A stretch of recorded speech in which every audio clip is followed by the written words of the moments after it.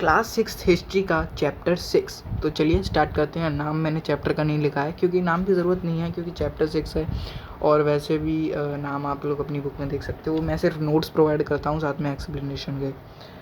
सबसे पहले reasons for birth of Buddhism and Jainism. ठीक है, तो बुद्धिज़्म और जैनिज़्म धर्म के नाम है जिनका बर्थ हुआ था। तो उनके बर्थ के क्या क्या रीजंस है, इस चैप्टर में हम मेनली इन दोनों धर्मों के बारे में ही पढ़ेंगे। तो इनका जो जन्म हुआ था इन दोनों धर्मों का, तो क्यों हुआ था, क्या कारण थे। ठीक है, बोलूँ तो Kshatriyas reaction come against Brahmins ritualistic domination. जो ब्राह्मण्स का रिचुअलिस्टिक डोमिनेशन था, मतलब वो कहते थे ना हम सबसे ऊपर हैं और हम ही रिचुअल परफॉर्म कर सकते हैं। ठीक है, तो क्षत्रिय का रिएक्शन आया इसके अगेंस्ट। उन्होंने बोला कि नहीं भाई ऐसा क्यों, हम भी तो कर सकते हैं। उन्होंने आवाज़ उठाई इनके खिलाफ। ठीक है, क्षत्रिय में मेनली थे लॉर्ड महावीरा, गौतम बुद्ध, ये दोनों क्षत्रिय में थे। ठीक है, क्षत्रिय में थे। क्षत्रिय में क्या होता है ये वर्ण। ठीक है, वर्ण 4 वर्ण बताए थे मैंने आपको, तो उनमें से एक वर्ण क्षत्रिय है। शूद्र सबसे नीचे होता है, शूद्र, वैश्य, क्षत्रिय और ब्राह्मण। ठीक है, new iron tools led to new agriculture economy. New iron tools आ गए थे जिससे न्यू एग्रीकल्चर इकोनॉमी आ गई थी। और जैसे जैसे एक जगह की इकोनॉमी चेंज होगी तो उसका जो सोसाइटी है वो भी चेंज होगी। ठीक है, इन वैदिक टाइम्स इट वॉज, वैदिक टाइम्स में ये कहा जा रहा था कि एनिमल्स की सेक्रीफाइस होनी चाहिए। लेकिन अभी नई एग्रीकल्चर नई इकोनॉमी आ गई है, तो हमें एग्रीकल्चर जो इकोनॉमी है उसको चैलेंज करने के लिए हमें एनिमल्स की तो ज़रूरत पड़ेगी ना। तो इसलिए हमें अब एनिमल्स की ज़रूरत है। तो अब हम लोगों ने मना कर दिया कि अब हम एनिमल सेक्रीफाइस नहीं करेंगे और अपनी इकोनॉमी को अच्छा करेंगे। Vaishyas started to support Buddhism and Jainism. Buddhism और जैनिज़्म को सपोर्ट करना वैश्याज ने भी स्टार्ट कर दिया था, क्योंकि उनको भी ये ब्राह्मण्स का ये रिचुअलिस्टिक डोमिनेशन पसंद नहीं आया। ठीक है, तो ये कुछ रीज़न थे कि ये धर्म ने जन्म लिया। मेन इसमें ब्राह्मण्स का ही वो था कि इन्होंने अपना कुछ ज़्यादा ही वो बना लिया था कि हम ही सबसे ऊपर हैं और कोई कुछ कर ही नहीं सकता, हम ही रिचुअल परफॉर्म करेंगे, हम ही सब कुछ करेंगे। ठीक है, तो ये बुद्धिज़्म धर्म के बारे में कुछ पॉइंट लिखे हैं मैंने। बोले तो रिलीजन। ठीक है, रिलीजन के बारे में कुछ पॉइंट लिखे हैं। तो बुद्धिज़्म के जो फाउंडर थे वो थे सिद्धार्थ, जिसको गौतम के नाम से भी जानते हैं। ये शाक्य गण से बिलोंग करते हैं। गण मैंने आपको पिछली वीडियो के एंड में बताया था कि गण का मतलब होता है कोई ग्रुप या फिर कोई ऑर्गेनाइजेशन। ठीक है, तो ये जो थे गौतम, ये क्षत्रिय थे। शुरू में एक पॉइंट बताया था मैंने, इनका रिएक्शन आया था उसमें बताया था कि गौतम बुद्ध क्षत्रिय थे। तो इस धर्म का जन्म हुआ था 2500 ईयर्स अगो। ठीक है, scenario when Buddhism came in existence. जब इस रिलीजन का बर्थ हुआ तो क्या कैसा टाइम चल रहा था, सोसाइटी में क्या क्या चीज़ें चल रही थी। टाइम चेंजिंग रैपिडली, टाइम बहुत जल्दी चेंज होने लगा। मतलब ऐसा नहीं है कि दिन 24 घंटे की जगह 10 घंटे का हो गया। टाइम चेंजिंग रैपिडली का मतलब है सोसाइटी में चेंजेस आने लगे, डेवलप होने लगी सोसाइटी। कुछ महाजनपदास बहुत ज़्यादा पावरफुल बन गए थे, नई सिटीज़ बनने लगी, न्यू सिटीज़ के एग्जिस्टेंस में आई, और जो गांव में लाइफ है वो बेटर होने लगी। मतलब गांव में जो लाइफ है वो बेटर होने लगी, डेवलप होने लगे गांव। और कुछ थिंकर्स भी एग्जिस्टेंस में आए। थिंकर्स मतलब जो अलग अलग सवालों का जवाब ढूंढते हैं, वो ये समझने की कोशिश कर रहे थे कि सोसाइटी में जो चेंज हो रहे हैं वो क्यों हो रहे हैं, कैसे हो रहे हैं, और साथ में वो ट्रू मीनिंग ऑफ लाइफ समझने की कोशिश कर रहे थे। मतलब हम इस दुनिया में आए क्यों हैं, हमारा ट्रू पर्पस क्या है इस लाइफ का। ठीक है, तो ये समझने की कोशिश करते थे वो। अब हम पढ़ेंगे लाइफ ऑफ बुद्ध। बुद्ध मैंने आपको भी बताया फाउंडर थे बुद्धिज़्म धर्म के। तो इनका जो जन्म है वो 563 बीसी में हुआ था लुम्बिनी वना के अंदर, जो नेपाल में है, और इसको बोला था जन्म। और इनकी जो डेथ है वो 483 बीसी कुशीनारा के अंदर हुई थी, जिसको हम बोलते हैं महापरिनिर्वाण। इनके बर्थ को बोलते हैं जन्म, इनकी डेथ को बोलते हैं महापरिनिर्वाण। 29 साल की उम्र में इन्होंने अपना घर छोड़ दिया और जंगल में रहने लगे, जिसको हमने बोला महाविनिष्क्रमणा। मतलब इस पूरे प्रोसेस को हमने टर्म दिया है महाविनिष्क्रमणा। उनके फर्स्ट टीचर जो कि अलारा कलामा थे, उनसे उन्होंने द आर्ट ऑफ मेडिटेशन सीखा। ठीक है, और 35 साल की उम्र में उन्हें एनलाइटनमेंट मिलेगी, मतलब इन्हें सिद्धि प्राप्त हो गई। वो जंगल में गए थे ना, तो एक टाइम पे जाकर उनका जो तपस्या वगैरह है वो सक्सेसफुल हो जाता है, तो उन्हें सिद्धि प्राप्त हो गई। बोध गया के अंदर एक पीपल के पेड़ के नीचे उन्हें सिद्धि प्राप्त हुई थी। जैसे उन्हें सिद्धि प्राप्त हो गई उसके बाद उन्हें बुद्ध या फिर वाइज वन बोला गया। ठीक है, एनलाइटनमेंट का यहाँ पे एनसीईआरटी में वर्ड दे रखा है, मीनिंग निर्वाण। ठीक है, उनका जो फर्स्ट सरमन था, सरमन जिसमें उन्होंने अपने स्टूडेंट्स को ये सब सिखाया, जो उन्होंने सब सीखा, तो उनका जो फर्स्ट सरमन था वो सरनाथ के अंदर था। और सरनाथ कहाँ पे है? वाराणसी के पास। और इसको बोला गया धर्म चक्र परिवर्तन। ठीक है, अब चलते हैं आगे। तो उन्होंने क्या क्या चीज़ें सिखाई अपने स्टूडेंट को वो यहाँ पे दे रखा है। टीचिंग्स ऑफ बुद्ध की टीचिंग्स दे रखी हैं। तो यहाँ पे कुछ पॉइंट दे रखे हैं, तो मैं बताता हूँ। सबसे पहले उन्होंने बोला कि देयर इज सोरो, इस दुनिया में सोरो, सफरिंग, अनहैप्पीनेस है, जिसका मतलब है दुख। ये वर्ड दे रखा है एनसीईआरटी में। इस दुनिया में बहुत ज़्यादा दुख है, और उस दुख का कारण दुख समुदाय मतलब दुख का कारण क्या है? हमारी डिज़ायर्स, हमारी इच्छाएं, जिसके लिए वर्ड यूज़ हुआ है थर्स्ट, तन्हा, ये दोनों वर्ड यूज़ हुए हैं। ठीक है, दुख समुदाय का मतलब होता है कि इसका कारण क्या है हमारे दुख का। दुख निरोध मतलब इस दुख को कैसे दूर किया जाए, इससे कैसे फ्री हुआ जाए। ठीक है, तो दुख निरोध के लिए एक पाथ है, path leading to end of suffering, मतलब इस दुख को ख़त्म करने के लिए एक पाथ है, जिसको हम बोलते हैं 8 फोल्ड पाथ, या फिर अष्टांगिक मार्ग भी इसको बोलते हैं।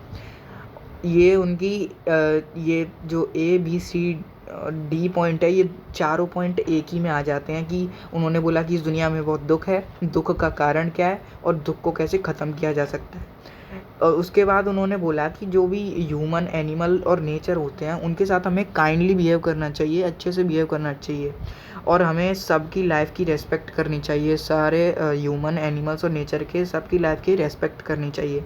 और जो एंड वाली टीचिंग है, ये सबसे ज़्यादा मेन और इम्पॉर्टेंट है, क्योंकि इसमें उन्होंने बोला है अवर गुड एंड बैड कर्मा मतलब हमारे एक्शंस, बोलते हैं ना अच्छे कर्म बुरे कर्म, तो हमारे अच्छे और बुरे कर्म हमें इफ़ेक्ट करेंगे, या तो इस लाइफ में या अगली लाइफ में, लेकिन हमें उनका फल ज़रूर मिलेगा।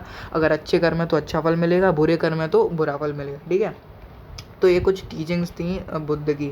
उसके बाद आ जाते हैं वैदिक लिटरेचर। वैदिक लिटरेचर मतलब जैसे इंग्लिश लिटरेचर होता है ना, जो इंग्लिश होती है उसमें क्या आता है? एडवर्ब, एडजेक्टिव, ऐसी वैदिक लिटरेचर में कुछ टॉपिक्स होते हैं। वैदिक लिटरेचर मतलब वेदों के बारे में पढ़ना, आप ये समझ लो। ठीक है, तो इसमें आता है वेद का मैंने आपको बता चुका है। तो 4 वेद होते हैं, जिस वेद को हम संहिता भी बोलते हैं। तो वेद 4 हैं, ऋग्वेद, यजुर्वेद, सामवेद, अथर्ववेद।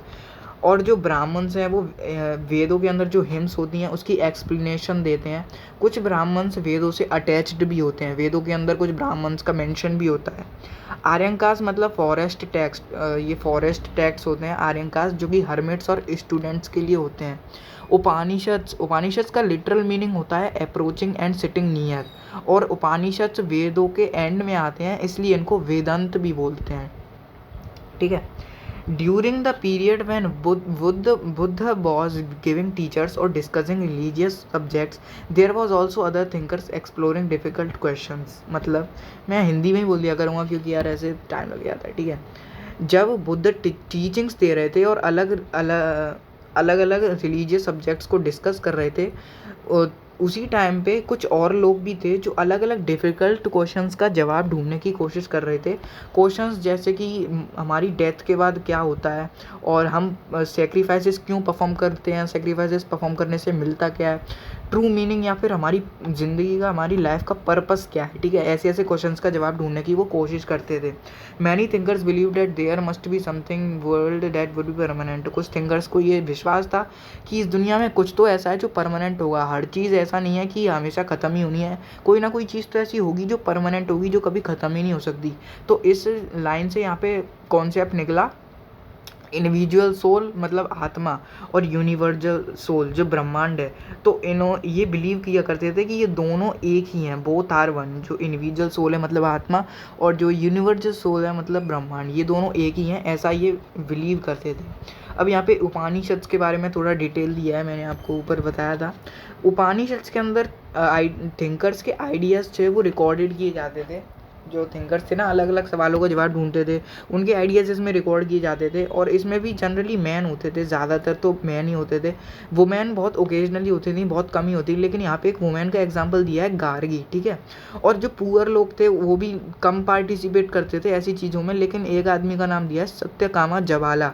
इनका नाम इसकी मदर के नाम पे पड़ा है, इनकी मदर के नाम पे पड़ा है, जिनका नाम था जवाली। ठीक है, तो ये जो थे सत्यकामा जवाला, ये ऐसे डिस्कशंस में इंटरेस्टेड थे। और मेनली स्पेशली ब्राह्मण और राजाज ही ये काम करते थे, क्योंकि वही सबसे ऊपर माने जाते थे तब।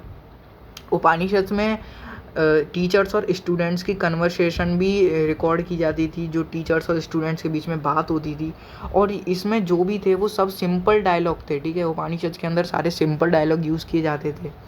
पहले तो उपनिषद के टेक्स्ट बहुत सिंपल थे समझने के लिए, लेकिन बाद में उपनिषदिक जो टेक्स्ट होते हैं उनके अंदर जो टेक्स्ट यूज़ किए जाते हैं वो शंकराचार्य ने डेवलप्ड कर दिए। शंकराचार्य जो थे वो एक सेज थे शायद, मेरे जहाँ तक मुझे याद है, उन्होंने उपनिषदिक टेक्स्ट को डेवलप्ड कर दिया बाद में चल के। अब हम पढ़ेंगे जैनिज्म धर्म के बारे में। अभी तक जो हमने पढ़ रहे थे वो बुद्धिज़्म के बारे में था और यहाँ पे आके बुद्धिज़्म ख़त्म हो चुका है। अब हम पढ़ेंगे जैनिज्म के बारे में। तो जो जैनिज्म है उसमें जो सेजेस होते हैं, जो ऋषि होते हैं, देखो हिंदुओं में तो बोलते हैं कि ये साधु संत, लेकिन जो जैनिज्म होते थे रिलीजियस टीचर मान लो, ठीक है, उनको तीर्थंकर बोलते थे। तो टोटल 24 तीर्थंकर थे जैनिज्म धर्म में। जो फर्स्ट तीर्थंकर थे वो थे ऋषभ। विष्णु पुराण और भगवत पुराण में ये मेंशन है कि जो ये ऋषभ थे ये इनकारनेशन ऑफ नारायण थे, मतलब नारायण के अवतार थे। इनकारनेशन मतलब होता है अवतार, ठीक है। तो 21st तीर्थंकर थे ऋषभ और 24th तीर्थंकर थे वर्धमान महावीर, जिसको हम लॉर्ड महावीर के नाम से भी जानते हैं। हिस्टोरिकली देखा जाए तो 23rd तीर्थंकर थे प्रस्वनाथ और 24th थे महावीरा, ठीक है। अब हम पढ़ेंगे लाइफ ऑफ महावीरा, जो लास्ट तीर्थंकर थे ना, उनकी लाइफ के बारे में अब हम पढ़ेंगे। लाइफ ऑफ महावीरा, इनका जो बर्थ हुआ था वो 540 BC पे हुआ था बिहार के अंदर, और डेथ हुई थी 468 BC बिहार के अंदर। 30 साल की उम्र में इन्होंने अपनी फैमिली छोड़ दी और जंगल में क्या बोल रहा हूँ 30 साल की उम्र में इन्होंने अपनी फैमिली छोड़ दी और जंगल में रहने लगे, जैसा कि गौतम बुद्ध ने किया था। उसके बाद 42 ईयर्स की एज पे इन्हें एनलाइटनमेंट मिल गया, इन्हें भी सिद्धि प्राप्त हो गई, जिसको बोला, एक मिनट, ये कायवल्य क्यों लिखा है मैंने यहाँ पे, हाँ, तो मैं बता रहा था कि at the age of 42 years की एज पे उन्हें एनलाइटनमेंट मिल गई थी, जिसको कायवल्य बोला गया। उनको बोला गया था क्या बोला गया था, निर्वाण बोला गया था, ठीक है, उनके को निर्वाण बोला गया था। और इनका जो बुद्धिज़्म, जो गौतम बुद्ध थे उनके एनलाइटनमेंट को निर्वाण बोला गया था और इनके एनलाइटनमेंट को कायवल्य बोला गया, ठीक है। तो इनको देखो, गौतम बुद्ध को मिला था एनलाइटनमेंट पीपल ट्री के नीचे, लेकिन इनको मिला था सल ट्री के नीचे, SAL, सल ट्री के नीचे। ये लिख लेना, मैं यहाँ पे लिखना भूल गया हूँ। तो जैसे उनको एनलाइटनमेंट मिल गया तो after that he called Mahavira. Gautam Buddha को जैसे एनलाइटनमेंट के बाद वाइज वन या फिर बुद्ध कॉल्ड मतलब बुलाया जाता था, ऐसे ही इनको एनलाइटनमेंट के बाद महावीरा बुलाया गया, जिसका मतलब होता है ब्रेव। और उसके साथ साथ इन्हें जीन या फिर जितेंद्रिया भी बोला गया। उनका फर्स्ट सरमन था पावा के अंदर। उनका मतलब उन्होंने जो सीखा वो स्टूडेंट्स को भी तो सिखाना था ना, तो उनका जो फर्स्ट सरमन था वो पावा के अंदर था। तो यहाँ पे कुछ डॉक्ट्रिन लिखी हैं, मतलब कुछ जो बातें मानने वाली होती हैं वो यहाँ पे लिखा हुआ है। तो सबसे पहली डॉक्ट्रिन है man and women who wishes to attain knowledge. जो मैन और वुमेन ट्रू नॉलेज गेन करना चाहते हैं या फिर अटेन करना चाहते हैं, उनको अपना होम छोड़ना पड़ेगा। ट्रू जो मतलब बहुत ज़्यादा नॉलेज जो गेन करना चाहते हैं, जैसे इन्होंने की है, इन्हें एनलाइटनमेंट मिला, उनको अपना घर छोड़ना पड़ेगा, ठीक है। उसके साथ साथ उसके साथ साथ अहिंसा। देखो, हिंसा का मतलब होता है किसी को किल करना या फिर वॉयलेंस। अहिंसा का मतलब आपको डू नॉट किल एवरीवन, कोई वॉयलेंस नहीं मचाना है, किसी को मारना नहीं है, ठीक है। अहिंसा मतलब एकदम पीसफुली रहना है, ठीक है। तो यहाँ पे नीचे चलते हैं। Rules to be followed by Jainas. जो जैनिज्म धर्म के लोग थे उनको जैनास बोलते थे, ठीक है। तो इनके द्वारा कुछ रूल्स हैं जो फॉलो किए जाते थे। सबसे पहले led simple life, simple life जीनी पड़ेगी, खाने के लिए भीख मांगनी पड़ेगी, और एब्सोल्युटली ईमानदार रहना पड़ेगा भाई, बेईमानी नहीं कर सकते तुम। उसके साथ साथ तुम्हें चोरी नहीं करनी। ऑब्जर्व सेलिबेसी का मतलब तुम्हें शादी नहीं करनी, ठीक है, शादी नहीं करनी, कोई भी गठबंधन में नहीं रहना तुम्हें। उसके बाद man had to give up everything. आदमियों को सब कुछ त्यागना पड़ता था, इंक्लूडिंग क्लोथ्स, कपड़े भी त्यागने पड़ते थे। मतलब ऐसा नहीं है कि वो नंगे घूमते थे, वो कपड़े त्यागने पड़ते थे, वो ज़्यादा कपड़े पहनते नहीं थे, ठीक है। और उसके बाद यहाँ पे मिसलेनियस पॉइंट्स लिखे हैं कुछ।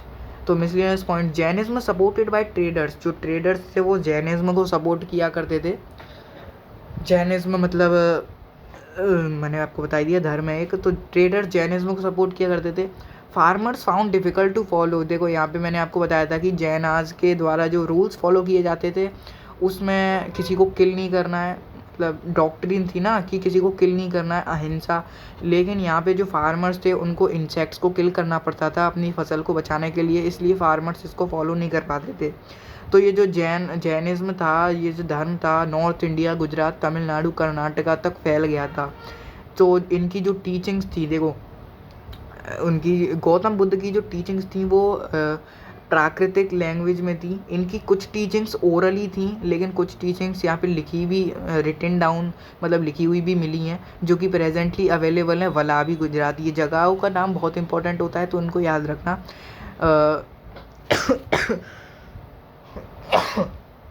सॉरी। तो यहाँ पे इनकी जो टीचिंग्स हैं वो हमें मिली हैं प्रेजेंटली, मतलब अभी अवेलेबल हैं वलाबी गुजरात के अंदर। संघ, अब संघ क्या होता है? अभी संघ का मतलब होता है, मैंने आपको बताया था, एक ग्रुप या फिर एक ऑर्गेनाइजेशन। तो महावीरा और बुद्ध दोनों के संघ होते थे। और it's only those who left homes, मैंने आपको बताया, जिनको ट्रू नॉलेज अटेन करनी है उनको अपना घर तो छोड़ना पड़ेगा, ठीक है।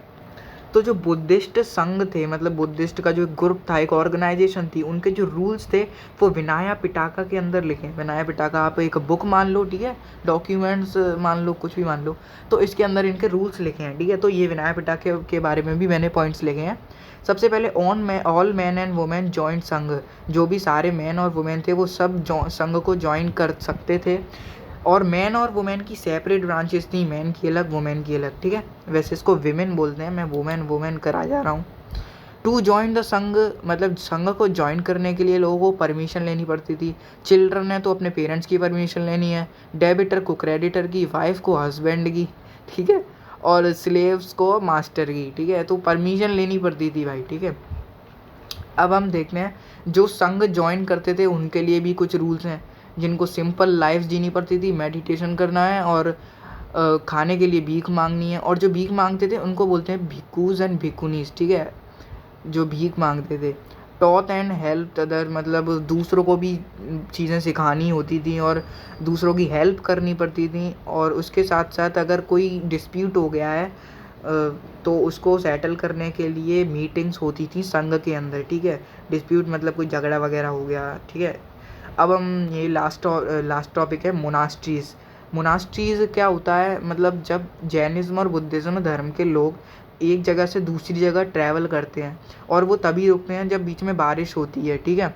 तो जब वो रुकते हैं, रुकने के लिए उनको शेल्टर्स की ज़रूरत तो पड़ेगी। एक होते हैं टेम्पररी शेल्टर्स, एक होते हैं परमानेंट शेल्टर्स। तो टेम्पररी शेल्टर्स में आ जाते हैं गार्डन या फिर नेचुरल केव्स इन हिल। लेकिन जो परमानेंट शेल्टर्स होते हैं उसमें आते हैं मोनास्ट्रीज़ और विहारा, ठीक है। जो मोनास्ट्रीज़ होती हैं वो वुड और ब्रिक से बनी होती हैं, लेकिन परमानेंट शेल्टर्स में आप केव्स भी डग आउट कर सकते हैं हिली एरियाज़ के अंदर। देखो जो नेचुरल केव्स होती हैं वो तो ज़्यादा अच्छी नहीं होती, लेकिन जो हम डग आउट करते हैं उसको अच्छे से बनाते हैं, तो जो वो परमानेंट शेल्टर्स कहलाता है। तो यहाँ पे टॉपिक सारे ख़त्म हो चुके हैं, चैप्टर्स भी एंड हो चुका है। ये एक एक फ़ोटो पता नहीं 2-3 बार लग गया है। अगर आपको इस चैप्टर में कुछ भी समझ में ना आया हो तो आप मेरे से कमेंट सेक्शन में पूछ सकते हैं, मैं अगली वीडियो में यहाँ पे बता दूँगा, ठीक है। तो चैप्टर एंड हो चुका है, चलिए मैं इसको भी एंड कर देता हूँ।